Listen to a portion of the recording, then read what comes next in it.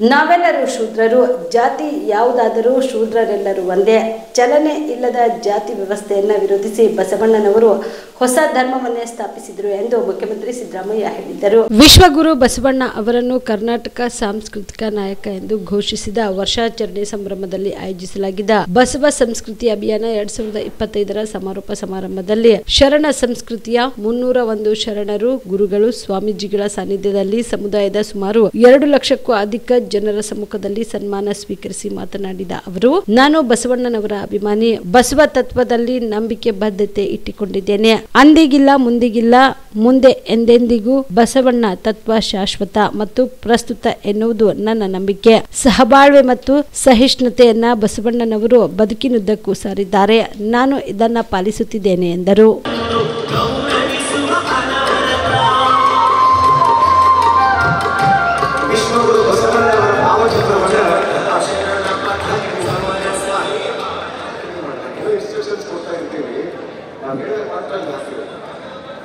ಅಲ್ಲಿ ಬಸವಣ್ಣವರ ಭಾವಚಿತ್ರವನ್ನ ಇದೀಗ ಅನಾವರಣಗೊಳಿಸ್ತಾ ಇದ್ದಾರೆ. ಅವರೆಲ್ಲರಿಗೂ ಶರಣ. ದಯವಿಟ್ಟು ಮುಂದಿನ ಕಾರ್ಯಕ್ಕೆ ನಾವು ಅನುಕೂಲ ಮಾಡಿಕೊಳ್ಬೇಕು. ಭಾವಚಿತ್ರಗಳು ನಮ್ಮೆಲ್ಲರ ಮೈಮನ ಸೂರ್ಯಗೊಳ್ತಾ ಇರುವಂತದ್ದು, ಆ ತತ್ವಗಳು ಕೂಡ ಮೈಮನ ಸೂರ್ಯಗೊಳ್ಳಬೇಕು ಅನ್ನುವಂಥ ಹಿನ್ನೆಲೆಯಲ್ಲಿ ಆ ಭಾವಚಿತ್ರವನ್ನು ಅನಾವರಣಗೊಳಿಸಿದ್ದಾರೆ. ಭಾವಚಿತ್ರವನ್ನು ಅನಾವರಣಗೊಳಿಸಿದಲ್ಲಿ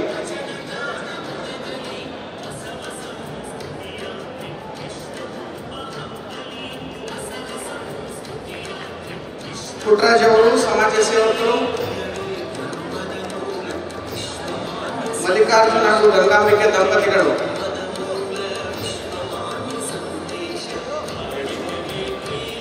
ಹಾಗೆ ಪುಟ್ಟರಾಜ್ ಅವರು ರಾಜು ಸಾಣೆಹಳ್ಳಿ ಕಲಾತಂಡ,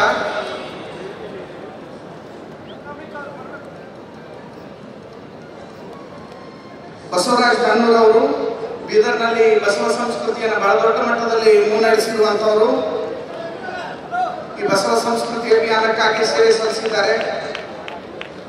ಬಸವರಾಜ್ ರೊಟ್ಟಿ ಅವರು ನಡೀತಕ್ಕಂಥ ಪ್ರಯತ್ನವನ್ನ ಮಾಡಬೇಕು. ನುಡಿದಂತೆ ನಡೆಯುವ ಪ್ರಯತ್ನವನ್ನ ಮಾಡಬೇಕು.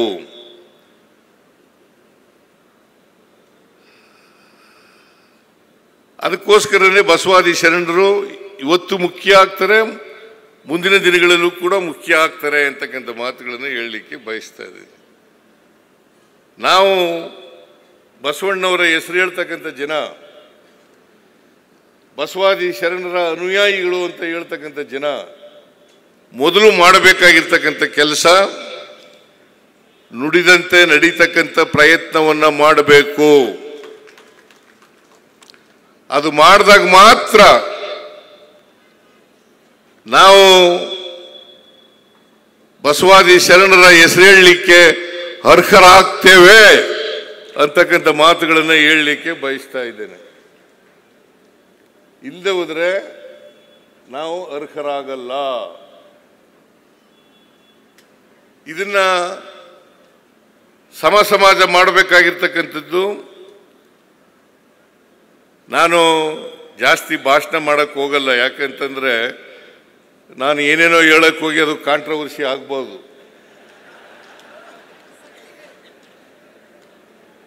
ಅದಕ್ಕೋಸ್ಕರ ಜಾಸ್ತಿ ಭಾಷಣ ಮಾಡಕ್ಕೆ ಹೋಗಲ್ಲ.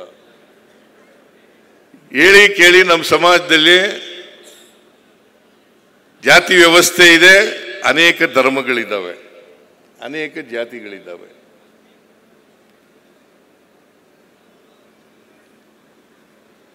ನಾನು ಒಂದು ಮಾತನ್ನ ಈ ಸಂದರ್ಭದಲ್ಲಿ ಹೇಳಲಿಕ್ಕೆ ಬಯಸ್ತಾ ಇದ್ದೇನೆ. ನಾವೆಲ್ಲರೂ ಶೂದ್ರರು.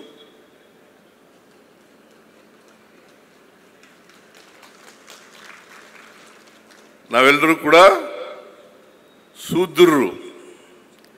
ಚತುರ್ವರ್ಣ ವ್ಯವಸ್ಥೆಯಲ್ಲಿ 4ನೇ ಸ್ಥಾನ ನಮಗೆ.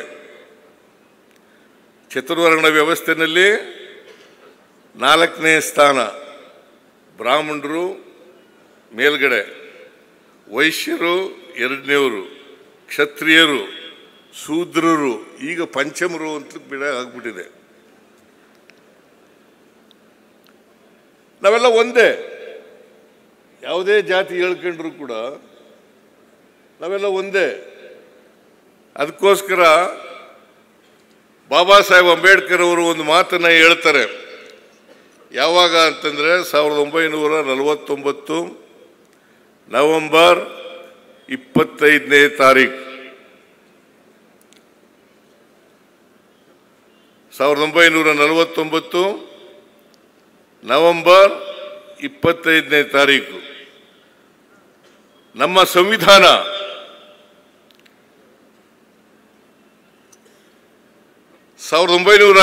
ಜನವರಿ 26ನೇ ತಾರೀಕಿನಿಂದ ಜಾರಿಗೆ ಬರ್ತಾ ಇದೆ. ಅಂದು ನಾವು ವೈರುಧ್ಯತೆ ಇರ್ತಕ್ಕಂಥ ಸಮಾಜಕ್ಕೆ ಕಾಲಿಡ್ತಾ ಇದ್ದೀವಿ. ವೈರುಧ್ಯತೆ ಇರ್ತಕ್ಕಂಥ ಸಮಾಜಕ್ಕೆ ಕಾಲಿಡ್ತಾ ಇದ್ದೀವಿ. ನಮ್ಮ ಸಮಾಜದಲ್ಲಿ ಆರ್ಥಿಕ ಅಸಮಾನತೆ ಇದೆ, ಸಾಮಾಜಿಕ ಅಸಮಾನತೆ ಇದೆ, ಶೈಕ್ಷಣಿಕ ಅಸಮಾನತೆ ಇದೆ, ರಾಜಕೀಯ ಅಸಮಾನತೆ ಇದೆ. ಜೀವ super speciality trauma emergency 24x7 ತುರ್ತು ಚಿಕಿತ್ಸಾ ಸೌಲಭ್ಯವುಳ್ಳ ಆಸ್ಪತ್ರೆ. ತಜ್ಞ ಅನುಭವಿ ವೈದ್ಯರ ತಂಡದಿಂದ ಜೀವ ಸೂಪರ್ ಸ್ಪೆಷಾಲಿಟಿ ಆಸ್ಪತ್ರೆ ಪ್ರಾರಂಭ. ಕಲಬುರಗಿ ಮೂಲದ ವೈದ್ಯರು ಬೆಂಗಳೂರು, ಹೈದರಾಬಾದ್, ಮುಂಬೈನಲ್ಲಿ ಕಾರ್ಯನಿರ್ವಹಿಸಿದ ತಜ್ಞ ವೈದ್ಯರ ತಂಡದಿಂದ ಇವಾಗ ಕಲಬುರಗಿಯ ಜೀವ ಸೂಪರ್ ಸ್ಪೆಷಾಲಿಟಿ ಆಸ್ಪತ್ರೆಯಲ್ಲಿ ಗುಣಮಟ್ಟದ ಚಿಕಿತ್ಸೆ. ಅನುಭವಿ ವೈದ್ಯರ ತಂಡದೊಂದಿಗೆ orthopaedic, neuro surgery, general surgery, general medicine, urology, gastro surgery, obstetrics, paediatric, gynaecology, cardiology, neurology, dermatologist ಸೇರಿದಂತೆ OPD, IPD, ICU, NICU, ultrasound, 2D echo, laboratory, major OT ಸೌಲಭ್ಯದೊಂದಿಗೆ ಎಲ್ಲ ರೋಗಕ್ಕೂ ಒಂದೇ ಸೂರಿನಡಿ ರಿಯಾಯಿತಿ ದರದಲ್ಲಿ ಜೀವ ಸೂಪರ್ ಸ್ಪೆಷಾಲಿಟಿ ಆಸ್ಪತ್ರೆಯಲ್ಲಿ 24x7 ಎಮರ್ಜೆನ್ಸಿ ಚಿಕಿತ್ಸೆ ನೀಡಲಾಗುವುದು. ಹೆಚ್ಚಿನ ಮಾಹಿತಿಗಾಗಿ ಸಂಪರ್ಕಿಸಿ ಜೀವ ಸೂಪರ್ ಸ್ಪೆಷಾಲಿಟಿ ಆಸ್ಪತ್ರೆ, ನ್ಯೂ ಜೇವರ್ಗಿ ರಸ್ತೆ, Santosh colony, Kalaburagi. Mobile number 9380736005ಗೆ ಸಂಪರ್ಕಿಸಿ.